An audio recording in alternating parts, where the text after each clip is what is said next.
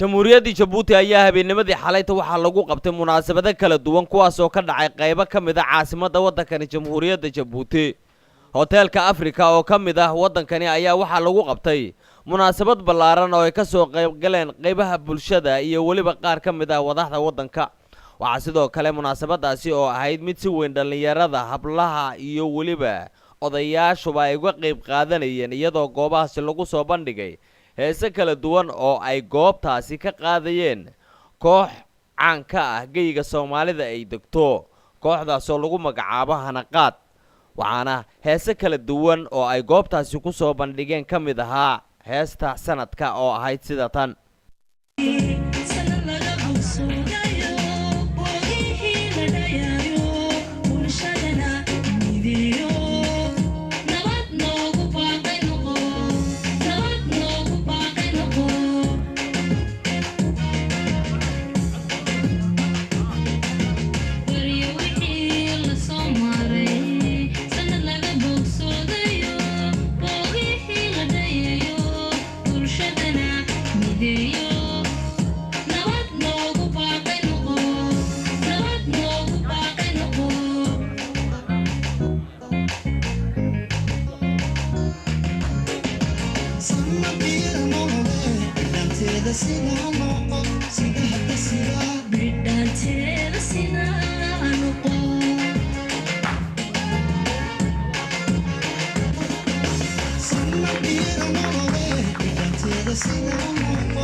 waxaa sidoo kale dadkii ka soo qayb galayaasha ay muujinayeen farxad iyo rayrayn ay u qabaan sanadka cusub iyadoo oo magaalada Djibouti inteeda badan jawi farxadeed.